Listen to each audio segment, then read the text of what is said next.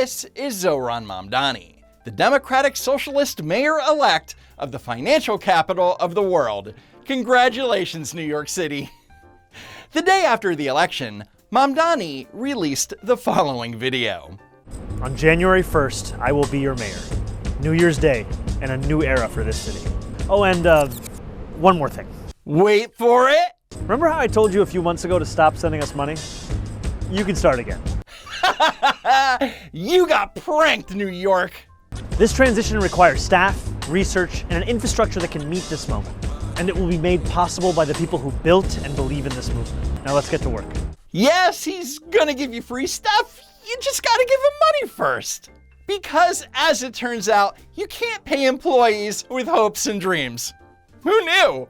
Anyway, More Perfect Union, a far-left news media organization, came out with the following video explainer. Zohran Mamdani's victory in New York City's Democratic mayoral primary sparked a chorus of naysayers predicting that his tax proposals would devastate the city. Well, you can consider me part of that chorus. Now, we aren't given the host's name, probably because communism is fundamentally a collectivist ideology that hates individuality, so let's just call him Comrade Timmy. Critics warned that if Zohran taxed rich people a single cent more, they would all flee to Florida, taking their tax revenue and investment capital with them.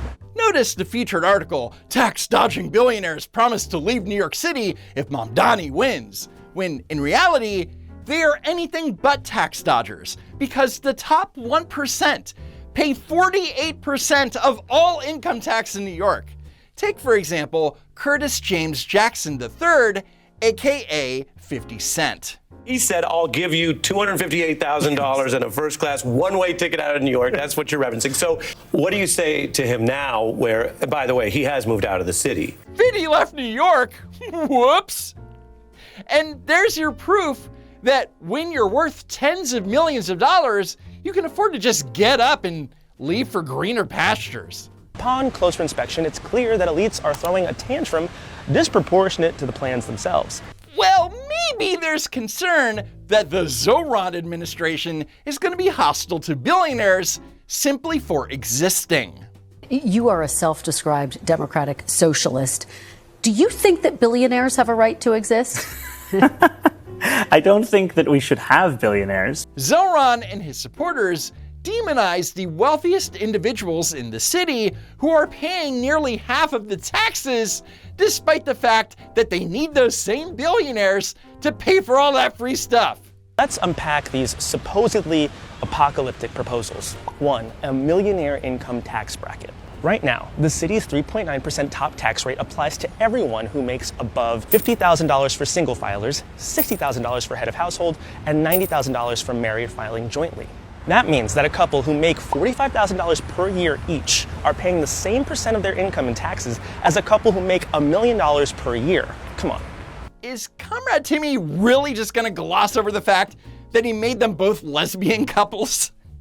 Regardless, he's conflating tax rates with the amount that one pays in taxes. The city's 123 billionaires are paying the same tax rate as the average bartender? That's absurd. No, what's absurd is comparing bartenders to billionaires. The term billionaire describes someone's net worth, not the amount of their yearly income. In fact, some billionaires don't even pull an annual salary. Anyway, an average bartender making around 50 grand a year is paying $1,813 in city taxes. And of course, that bartender is probably not reporting thousands of dollars a year in cash tips, but whatever. But someone making $1 million a year is paying $38,325 in taxes to the city. So after city, state, and federal taxes, that poor bartender actually gets to keep 77% of their income. Actually, they get to keep even more because I'm not even factoring in the no tax on tips thing. Compare that to the millionaire who only gets to keep $541,000 of their $1 million income. You know, because fair share or something. Zohran is proposing to create a new tax bracket for people who make over $1 million per year that would have them pay 5.9% of their income. I want to make sure that we're all on the same page. So here is how marginal tax brackets work when it comes to New York City taxes. Taxable income is divvied up into the following 4 brackets. Some of your money will be taxed at 3.078%, 3.762%, 3.819%, and finally at 3.876%. This means that every dollar above $50,000 would be taxed at 3.876%. Everything below $50,000 is taxed at a lower rate. Zohran's plan is to add a 5th bracket. So every dollar earned above $1 million would be taxed at 5.876%. Taxing the top 1% of New Yorkers. We're talking about people who make $1 million a year or more, taxing them just by a flat 2% tax increase. And I know if 50 Cent is listening, he's not going to be happy about this. He tends to not like this tax policy, but I want to be very clear. This is about $20,000 a year. It's a rounding error. So Mayor Zohran's math ain't mathin'. Why? Because he doesn't actually understand how the New York City tax system works. I know you're shocked. So here is how he's getting that $20,000 a year figure. In Mayor Zohran's brain, if someone makes $1 million a year, they would be taxed 3.876% on the entire $1 million, which means that one would owe $38,760 in city taxes. And if that same $1 million was taxed at the additional 2% that Zohran wants, you would owe $58,760, which is where Zohran's getting that extra $20,000 figure. Gee, I can't believe that a failed rapper with a bachelor's in Africana studies who has never had a real job in his entire life doesn't understand how marginal tax rates work. So I leave my work like Shakira. I so white, call me a muleta. And in reality, someone making $1 million a year wouldn't pay an extra $20,000 in taxes. They would only pay 6 cents more. And of course, the claim that a millionaire would only pay an extra $20,000 a year, well, that's designed to sound modest to working class New Yorkers. But at the same time, it's complete bullshit. People raking in 7 figures per year will manage just fine with a 2% increase, especially given how much the rich wriggle out of income taxes to begin with. Comrade Timmy is referring to this ProPublica article that claims that millionaires and billionaires don't pay their fair share in income taxes. But their math doesn't add up either. America's billionaires avail themselves of tax avoidance strategies beyond the reach of ordinary people. Their wealth derives from skyrocketing value of their assets, like stock and property. Those gains are not defined by US laws as taxable income unless and until the billionaires sell. In other words, ProPublica is advocating for a wealth tax, which is most certainly unconstitutional. But as you know, unrealized gains on stocks is not income. But leftists like Comrade Timmy here think that you should pay taxes on the value of your stocks that you haven't sold yet. Also, would you get a tax refund if those same stocks tank? Yeah, probably not. 2, a corporate tax increase. Zohran has proposed increasing the corporate tax rate for the wealthiest companies from 7.25% to 11.5%, the same rate as neighboring New Jersey. So the top corporate income tax rate in New York State is 7.25%.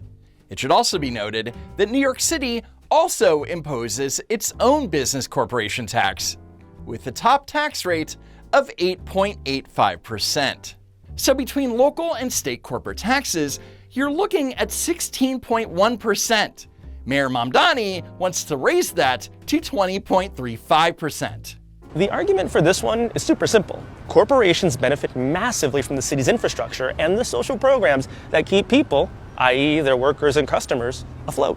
They should contribute more to keeping those things in good working order. Anything less is just a corporate giveaway. So instead of going after the nearly 50% of bus riders who commit fare evasion by refusing to pay $2.90 to ride the bus, which forces the MTA to lose hundreds of millions of dollars in revenue, let's just raise taxes on businesses by 4% because corporate giveaways or something. But there's one very important part that the left is in denial about. Capital is mobile. You see, when companies are about to be taxed into unprofitability, they leave. And when they do, they take everything.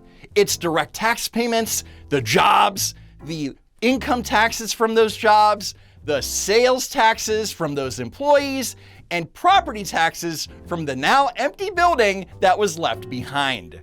And the ones who stay? Well, they'll be forced to pass the cost of those higher taxes down to the consumer, which is ironic considering the Zoran campaigned on affordability. Womp womp. We no like the billionaires. The billionaires think they're so smarty. They think their brain's so big. You and the billionaires form a symbiont circle.